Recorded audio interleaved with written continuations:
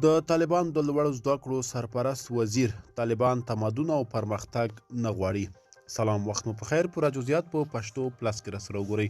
پښتو پلس تل ستاسو په چوپړ کې.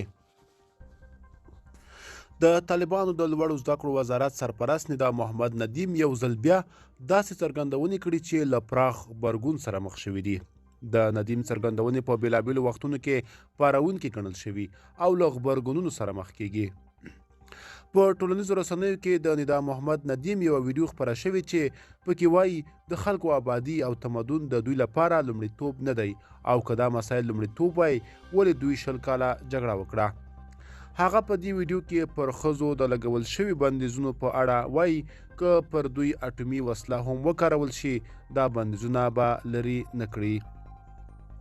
په دې ویډیو کې د ندا محمد ندیم له خبرو داسې ښکاري چې دی پر دې هم اعتراف کوي چې اسامه بن لادن د دوی د لومړنۍ واکمنۍ پر مهال او هغه وخت چې امریکا یې تر سپارلو غوښتنه کوله افغانستان او له دوی سره و.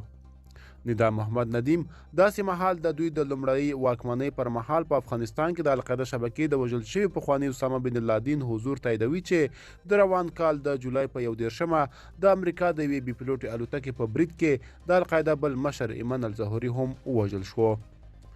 خو د طالبانو د لوړو زده کړو وزارت ویان ضیا احمد هاشمي وایي دا ویډیو نوې نه ده، بلکې د هغه وخته چې ندا محمد ندیم د کابل والي و. هاشمي دا ونه ویل چې آیا د ندا محمد ندیم نظر اوس مهال د ښځو د حقونو او پرمختګ په اړه بدل شوی او یا د طالبانو حکومت په ټوله کې د ده له نظر سره اختلاف لري که څنګه. خو د هغه د څرګندونو یو ځل بیا په ټولنیزو رسنیو او د سیاسي مسایلو د کارپوهانو پراخ غبرګونونه راپورته کړي دي.